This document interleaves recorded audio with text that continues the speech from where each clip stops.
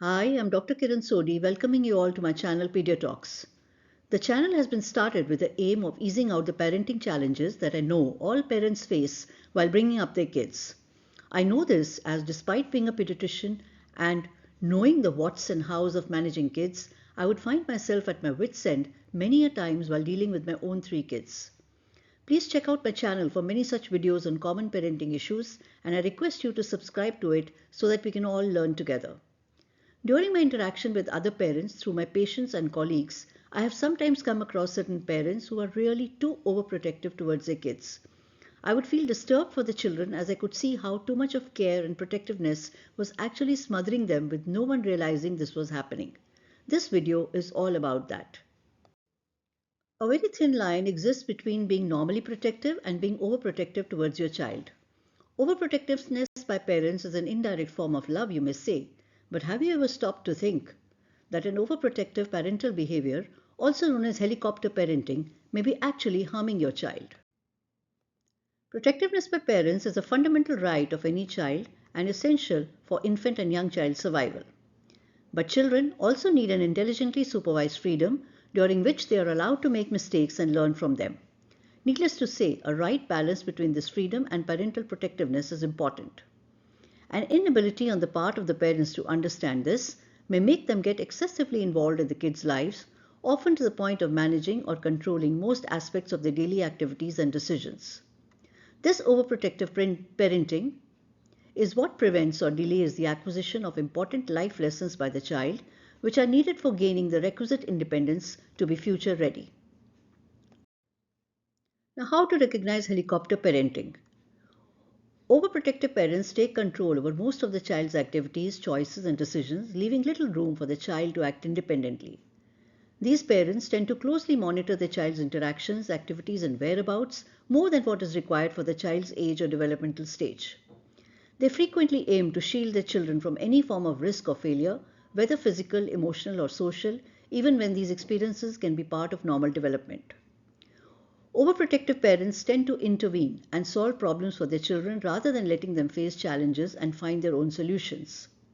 They often have high expectations for their children's achievements and may exert pressure to ensure success in academic, extracurricular, or social endeavors.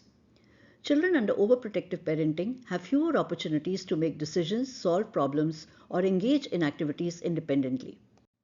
Some examples of overprotection. The parent may be extremely worried about the child's health, always thinking that the child is sick or very prone to sickness, due to which they may put a lot of restrictions on them, like what food to eat, restrict their outdoor play, reduce social interaction with friends, etc. They may keep checking the child's temperature repeatedly or keep getting unnecessary blood tests done. They may be over anxious about maintaining hygiene and cleanliness in the home. Gradually, over the years, this anxiety is passed on to the child, who also may start considering themselves to be of a sickly nature. Parents may underestimate the child's ability to do things on their own.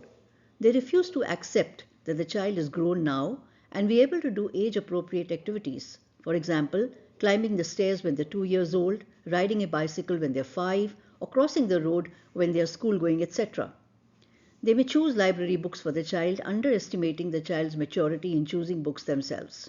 They may solve all crossword puzzles on behalf of the child, or they may, in the process of helping the child, end up doing all the homework for them. This eventually transmits to the child as an extreme diffidence in themselves, who also start believing that they are incapable of the activities carried out by children of their age group. The parents try to intervene in any sibling fight at home or any altercation that the child may have with another classmate or playmate, without realizing that these little fights and their resolution by the child themselves actually prepares them for the full-fledged life as adults later. They don't want their child to be stressed at all, and in the process leave the child incapable of dealing with stressful situations as an adult. They may inhibit their aggressiveness, which is mostly normal and healthy, resulting in an extremely shy and timid child who may find it difficult to stand on their own. Parents may be unwilling to let the child grow up. Some parents just don't want the kids to grow up. Maybe they just don't want to get out of the joy of caring for a small baby. The baby who has grown up may still be called a baby, may not be allowed to feed even when they are fully capable of feeding on their own. As parents are worried, the child may choke on their food. Grown-up children may be given a bath and dressed up by their parents.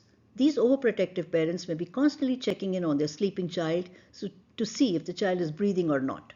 They may find it difficult to let the child go on school trips, or if they do so, they may be giving several instructions to the teacher about how frail their child is and how they should be managed, etc. So, why do parents behave in an overprotective manner? What is the psychology behind it? Well, they may be parents who themselves are suffering from anxiety or panic disorders. They may be hypochondriac, always being excessively anxious about the children's health, even when the children are absolutely normal. They may be unable to have more children, so they subconsciously become very anxious about this one. The child may have been born with great difficulty, for example, delayed or difficult pregnancy, difficult childbirth, etc. The child in question may be a male child born after a lot of efforts. Child may have inherent vulnerabilities like born as a premature child, a handicapped child, or with a serious ailment. Parents with an unhappy childhood may overcompensate with excessive protectiveness. Marital discord may lead to one parent, especially the mother, becoming overprotective towards the child. A single child may evoke enough anxiety in the parents for them to become overprotective.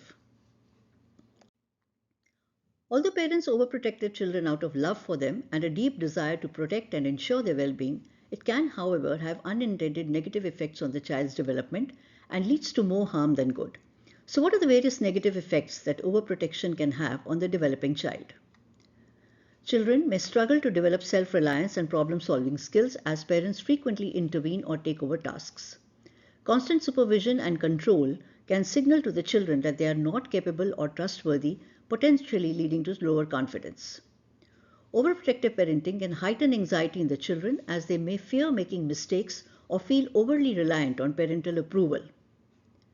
For development of social skills, it is imperative to have more spontaneous and unsupervised interactions with them. This may be lacking in these kids due to constant parental supervision and micromanagement. Children might struggle with decision making as they are so used to their parents doing that for them. They are scared to try out new activities in order to avoid any failures as the parents have their focus only on the children's success. Overprotection can prevent children from experiencing minor setbacks and learning to cope with challenges so that when a real-life challenge comes their way, they lack the resilience to cope with it. As all along the parents have been taking decisions for them and doing their tasks for them, these children may continue to depend heavily on their parents in adulthood, affecting their ability to live independently. Thank you and happy parenting. If you found value in my video, please like and share it and subscribe to my channel Pedia Talks. See you in my next video.